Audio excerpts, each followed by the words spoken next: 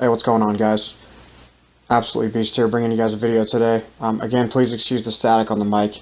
Still working through whatever the issue might be with this, so please excuse it for now. It shouldn't be too bad. It might just be me being a little bit over sensitive to it, but I know, a lot of people watch with headphones nowadays. So, anyway, so this is another race that I'm bringing you with the Ferrari, the Scuderia number 1 from 1990. This is actually, the video I put up yesterday was like my second or third race with the car, and this would be my fourth or fifth race with the car. So as you can see, not a good start there at all. And then there, same thing, I absolutely creamed that guy, and then I got hit from behind too, so not a good start for me at all. And the reason I'm bringing you this video, it's not exactly a video I want to put up because of how poorly I'm driving, but it's really just to kind of show you how hard this game is. A lot of people, like people that I work with and stuff like that, are always, kind of not raising the eyebrow, but just sort of like, oh, and they're like, what sort of games do you play, Like, you play, like, Call of Duty, or you play blah, blah, blah, and I'm, World of Warcraft. I'm like, no, it's like Forza, I like racing, and they're all just like, oh, okay. Like, they don't get it. And, even people that race in other games, see, there's another one right there. And the reason I'm saying all this is because this game is hard. If any of you guys have played it, I'm sure some of you have because you're watching these videos, like, it is not easy. Especially if you haven't done this type of simulation racing before, it can be downright impossible for you. When I first started playing, like, Forza 2, I didn't play Forza 3 or 4, but I played 2 years ago, and it was just one of those things where, like, I probably put in, like, 50 hours to the game, and I still couldn't keep the car on the track. And I mean that, like, I'd come up to a turn, and I'd just go sailing, because I was always, like, a Need for Speed, like Cruising World on the N64, like those old style racing games, like arcade style racing games, and so I was really used to that. And so for me to come to here and have that happen was just crazy to me. So anyway, same on Forza 5 when I first started playing it. When it came out as a launch title, I got it for Christmas, and I first started playing it, and I just couldn't. I played through the career, so you start in the really low classes, like C class or whatever the lowest there is.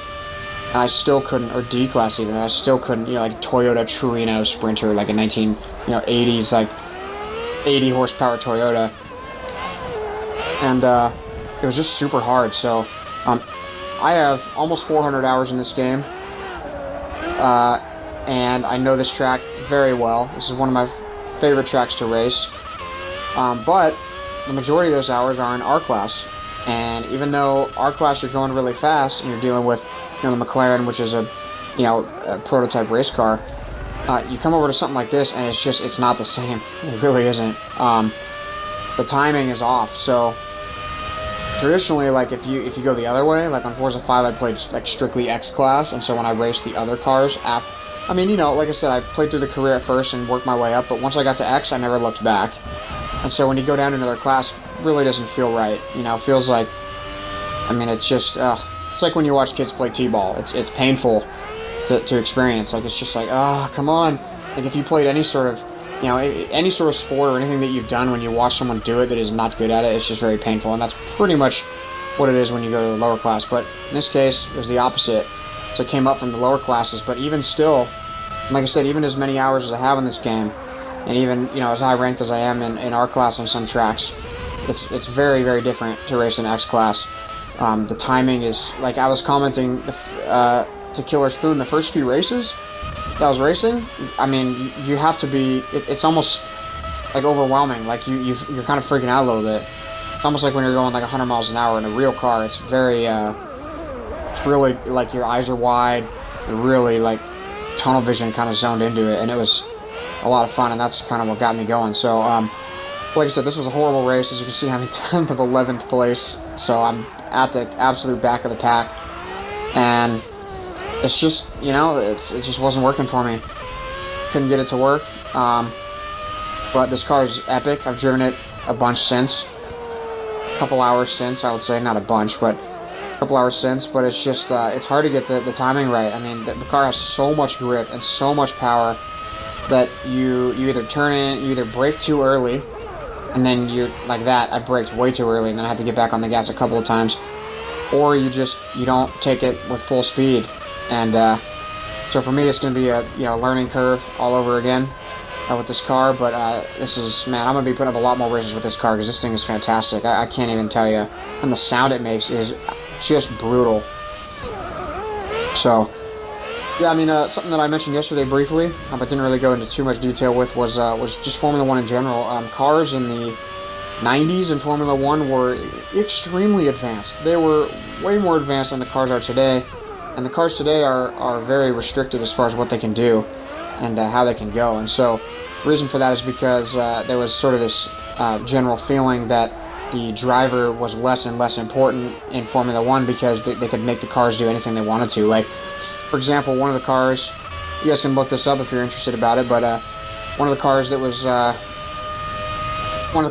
in like the mid to early 90s had a fully active suspension. So it had many computers on board, and it had literally a fully active suspension. So it could actually dial the car in so that it would change the suspension and the height of the car and the stiffness of the car on literally every single turn, even multiple times throughout the turn. So you'd always keep the car the same distance from the ground, which is absolutely incredible. I mean, not to say that it doesn't take skill to drive that, but just the machine that you're driving, it's basically an airplane at that point, and the pilot is much less important than the actual car. So they started slowly restricting what the teams could do, so they could make things a lot more competitive and sort of keep the drivers in the spotlight. So this car is from 1990, and it's absolutely smoking the doors off of the Lotus from 2015. So it's just one of those cool things. And this is a V12 too, which is why it sounds so good. The new cars are V6s, because just like everyone else in the automotive world, they're looking for more efficient ways. Where obviously the amount of fuel we have on this planet's not going to last forever, so they go down to that. And so it's just weird to hear this kind of car and just think of a totally different era that it was compared to what they're doing now. So and right there, I mean, I wasn't going to finish the race anyway, and I hit that guy again. It's just like, alright, whatever, man. Just going to end it there. I didn't feel like doing anything more. So thank you guys for checking this out. Make sure you check out my channel. There's plenty of videos on there that you can check out. Lots within the last maybe 2 months or so that I've been uploading recently. Make sure you check back soon so you don't miss any content, and make sure you subscribe too if you like my content. Thanks so much, guys, for checking this out. Catch you next time.